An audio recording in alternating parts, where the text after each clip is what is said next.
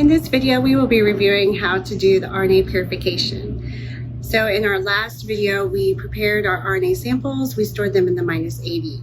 And now we are going to bring them out on ice, let them thaw, and then now we can prepare our RNA.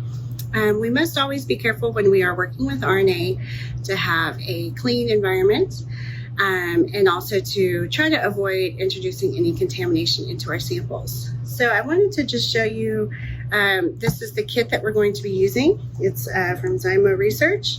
It's the quick RNA mini prep kit. And they use columns to help purify the RNA, which makes it nice and simple. We can spin them down in the centrifuge and collect our RNA, purify it from the rest of the components of the cell. We also use RNase away. So this is a reagent that can decontaminate your pipettes, your work area. You can spray down your bench. So I've already sprayed down my work area with this, but we will also spray down our pipettes. You don't have to use a crazy amount of this stuff, but you can just grab your pipettes and give them a couple sprays like so. A lot of times I'll let them sit for a minute or two after I've sprayed them, and then I will just wipe them down with a paper towel. And that just helps you to know that the pipettes that you're touching while you're working through this process are clean. And I'll put them onto my clean surface, which I've already done that. And then as well, we want to make sure that we are using tubes. So here are 1.5 ml tubes. These are RNase DNase free. They have been autoclaved. So they're nice, clean, sterile tubes. You want to make sure that your tubes are labeled as such so that you're not introducing any contamination. You might want to make sure you have a rack. I have my 2 samples here that were frozen. And then I've already started to prepare the columns.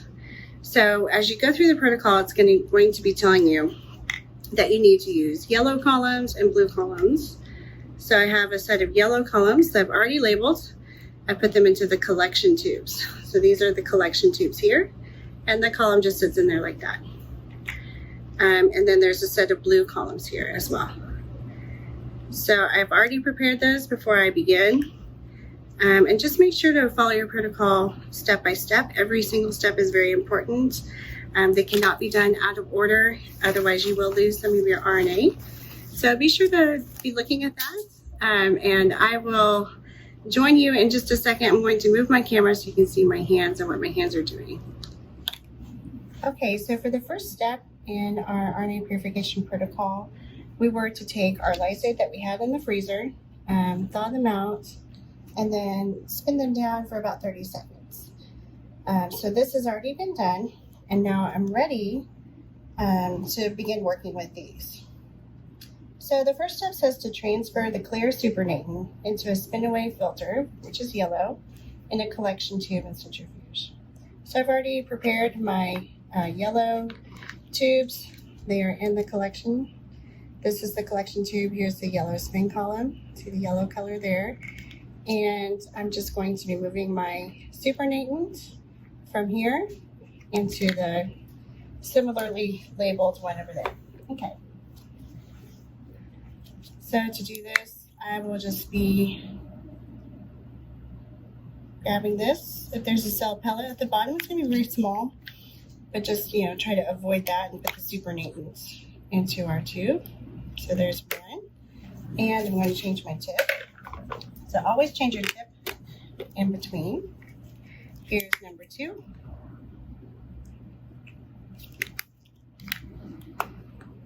Sorry, I kept bumping the camera here. Okay, so now I've put them into my yellow spin column, and now I'm going to be spinning at 10,000 Gs for 1 minute. So I'm going to go ahead and put these into the centrifuge, spin them down, and I'll be back with you in just a second.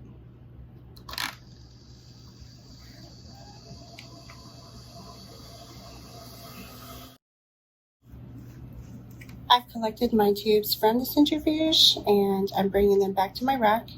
My next step says to save the flow through, so I do not want to discard what's on the bottom here.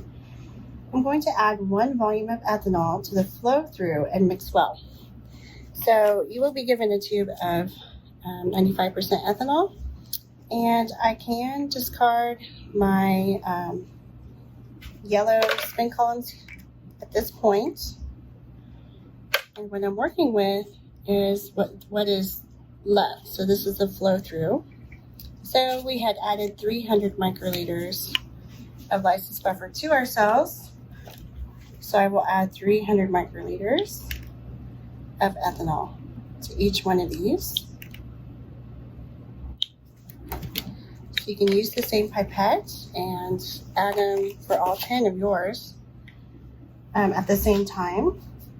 And then I'm going to transfer everything to the green collection tube and centrifuge. So let me just move this. I always like to try to stay a little bit organized so I know what's going on. This is 1 and this is 2. And then I'm going to transfer this into the green collection tube, and then we're going to centrifuge, okay? So for number 1, I'll be adding, I'm going to mix it a couple times with my pipette, and then I will add it to the collection tube. I'm going to have to pipette twice to get it all in there. I'll throw away my tube and my tip. Now the next one, pipette into tube number 2. Okay. So now these 2 are ready to be centrifuged. Another 10,000 Gs for 1 minute. So we'll get that started and we'll see you in just a second. I've collected my tubes from the centrifuge. Now at this point we have to be a little bit careful because it's a little different than our first step. So now that we've run the sample through the column, the RNA is actually now trapped inside of the column. And the flow through is what came down at the bottom after we centrifuged. So in this case, we actually take that flow through and we can dump it into our discarding container. I use just an empty pipette box. It's just nice and simple, and I can clean it out and reuse it when I'm done. And so I just simply dump it out like that. We will be doing the DNase treatment in the column. The first step for that is to wash. So we need to get our RNA wash buffer. And we're going to add 400 microliters to each one of these. So I've got to adjust my pipette to 400 here. And I can use the same pipette to do all of my tubes.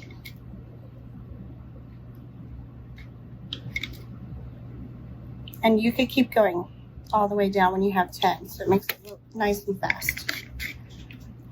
You will be putting the caps back on. At this moment, the flow through is not at the bottom yet, but it will be after we centrifuge it.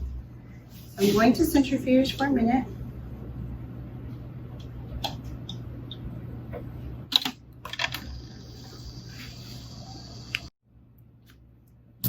These have been centrifuged for 1 minute, and now the RNA wash buffer has come all the way through the column and remains at the bottom. The RNA still is in the column up here. So I can remove the wash buffer like so. Now I'm ready to add my DNase solution, which has already been prepared for you and will be provided in a tube like this. So I will be adding 80 microliters, and I just directly put it on top of the column like this.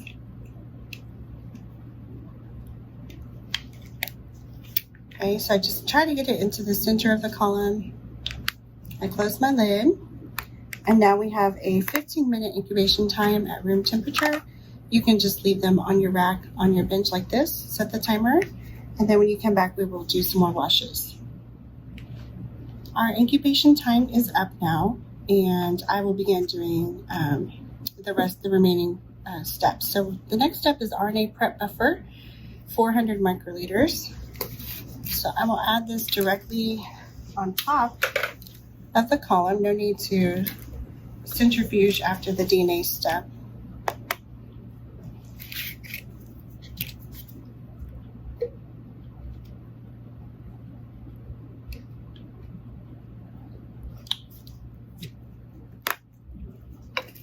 these will go into the centrifuge for 1 minute.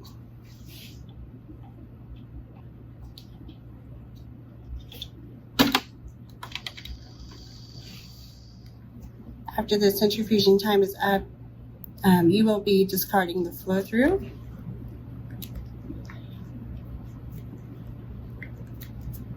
And the next step is to do the RNA wash buffer. So I have the RNA wash buffer here. We are going to be adding 700 microliters.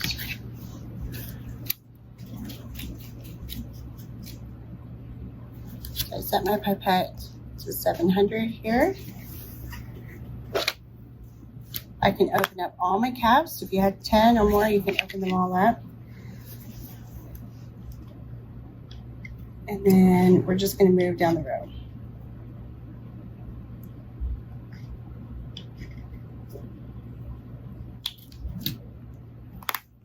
I will be centrifuging these for a minute.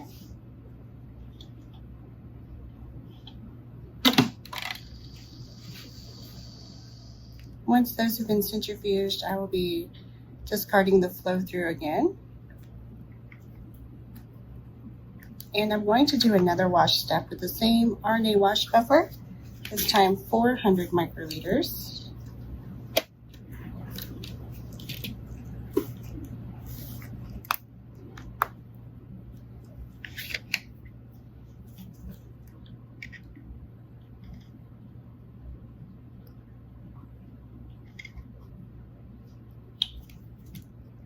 And then I will be centrifuging those.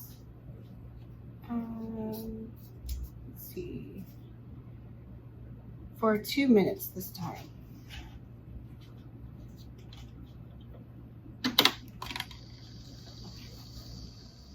Once that centrifugation step is done, I have all my wash buffer is at the bottom here. My RNA is still in the column. So I'm going to very carefully remove my column, place it into a new 1.5 ml tube that I've labeled. And I want to try to keep any of that wash buffer from getting on there. So just want to be careful not jostling these around too much. So these can be discarded in the trash. And then now I'm ready to actually add my RNase-free water onto the column. So I can open these up.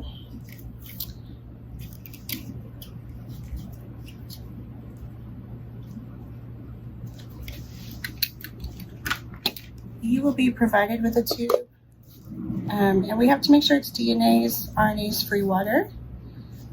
We don't want to be introducing any contaminants here.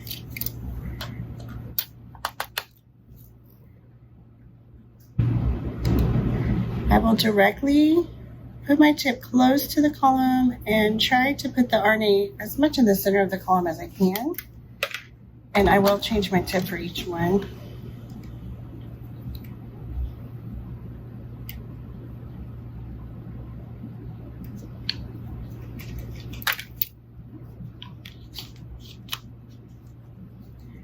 Okay, I like to wait a couple of minutes after I've added my water. I usually wait 2 to 3 minutes. I just set a timer. Just give the water some time to pull the RNA off the column. So we will come back after that is over, and then we will spin it down. Okay, so it's been a couple of minutes. Now I'm going to spin, and when I do the spin, the water will be pulled from the column down to the bottom of my new tube. So I will put that into the centrifuge. It's just 1 minute.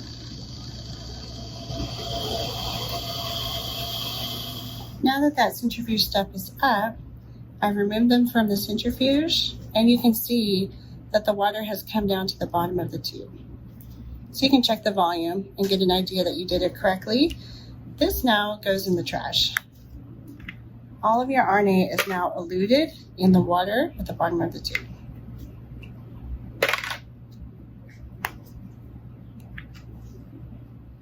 Okay, well that completes the RNA purification process. We now have our RNA in our 1.5 ml tube. As soon as you've collected the RNA, be sure to always put it on ice. Now that you have your purified RNA, the RNA will always be something that you have to be careful about. You always have to keep it cold. Make sure you are working with RNase-free tubes. pipettes that have been decontaminated with the RNAs away, which is here. So just always be careful.